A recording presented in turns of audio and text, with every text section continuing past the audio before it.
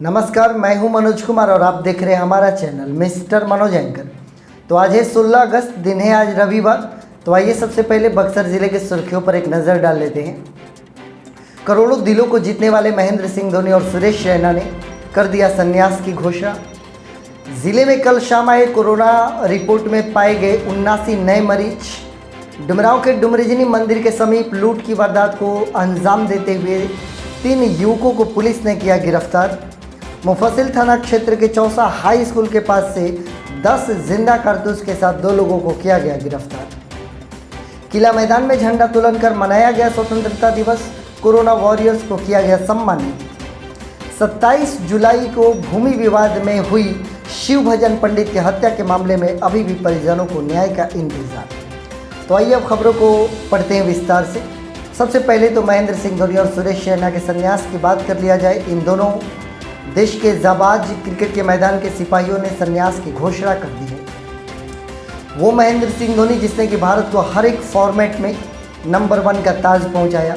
वो महेंद्र सिंह धोनी जिसने T20 world cup Bharat को दिलाई। एक दिवसीय क्रिकेट मैच के दूसरे इतिहास के भारत के वर्ल्ड कप को दिलाने का काम किया।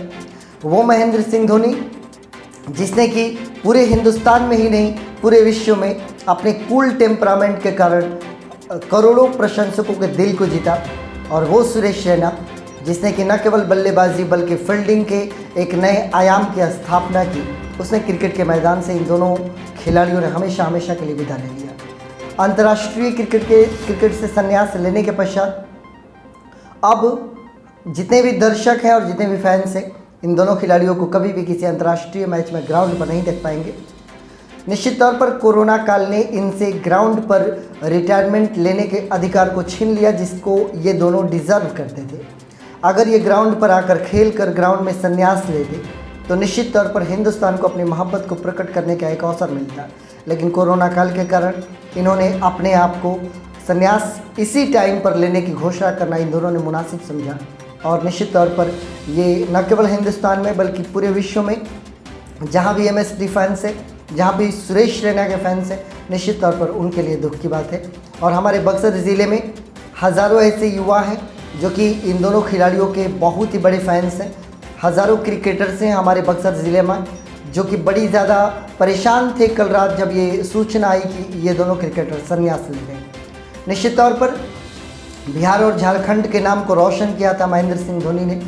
और हम बक्सर ज़िलेवासी बिहारी होने के नाते इनके उपलब्धि पर गर्व करते हैं और उम्मीद जताते हैं कि ऐसा फिर खिलाड़ी हमारे बिहार और झारखंड से निकले। खबरों को आगे बढ़ाना चाहेंगे। और ज़िले में जो कोरोना रिपोर्ट कल शाम को आई थी उसमें 79 नए मरीजों की पुष्टि हुई है।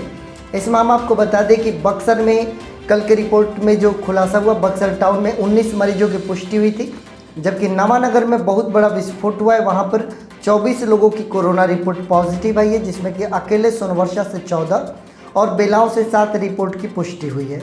नवानगर में ये फिर से एक बार कोरोना विस्फोट होना नवानगर के लोगों के लिए चिंता का विषय है। ब्रह्मपुर में बड़ा कोरोना विस्फोट हुआ है और ब्रह्मपुर के भदवार में सबसे बड़ा कोरोना विस्फोट हुआ है। भदवार की रिपोर्ट पहली बार ब्रह्मपुर में आई है और वहाँ पर काफ़ी संख्या में मरीज पॉजिटिव पाए गए हैं।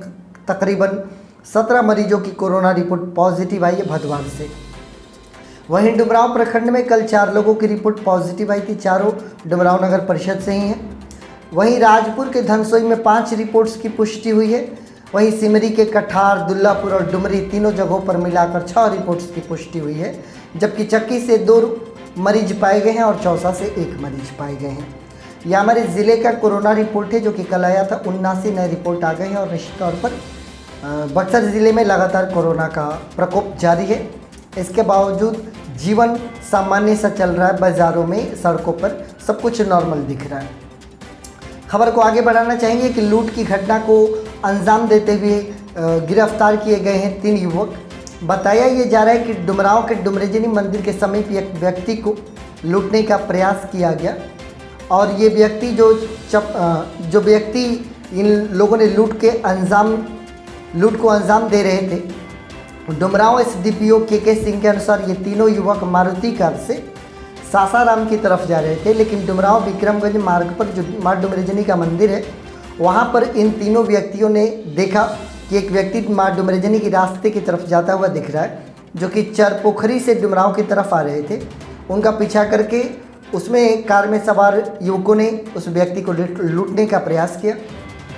तब तक किसी की नज़र पड़ी, उसने डुमरांव थाने को सूचना दे दी। डुमरांव थाना वहाँ पर बहुत ही जल्दी पहुँची और जब डुमरांव थाने को आते हुए देखा युवकों ने, तो वो भागने का प्रयास करने लगे। भागने के क्रम में 3 युवकों को गिरफ्तार किया गया है, जिनको पकड़ने के बाद इन तीनों युवकों को अब पिछले 3-4 दिनों पहले जो बैंक से एक बुजुर्ग व्यक्ति के हाथों से नकदी लूटा गया था, उस घटना से दोनों घटनाओं को रिलेट करने की कोशिश कर रही है डुमरांव पुलिस।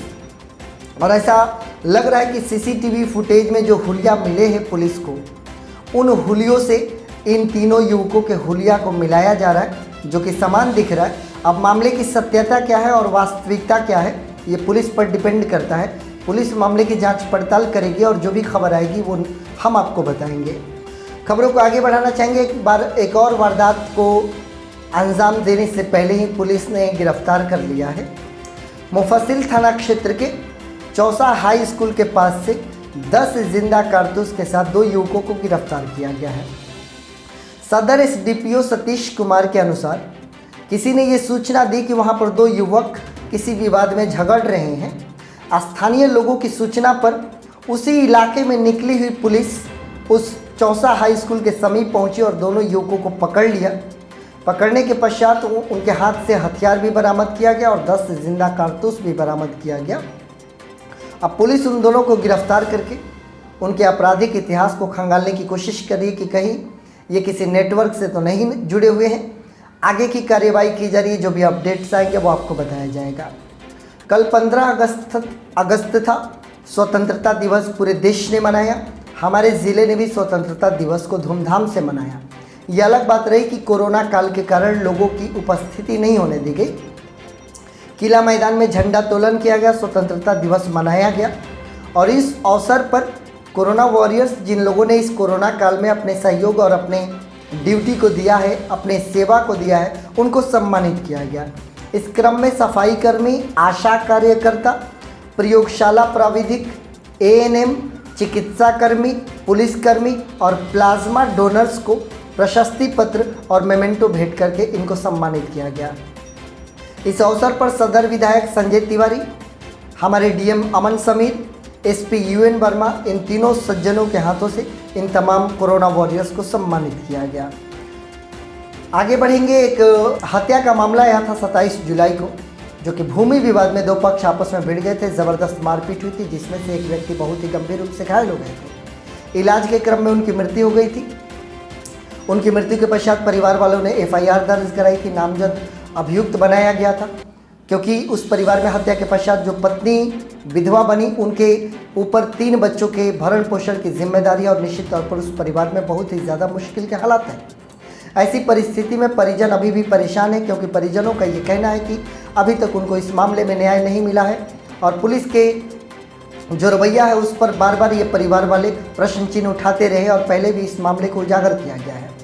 परिजन अभी भी इस इंतज़ार में है कि इनके साथ न्याय किया जाएगा, इनके बच्चों के भविष्य को ठीक किया जाएगा।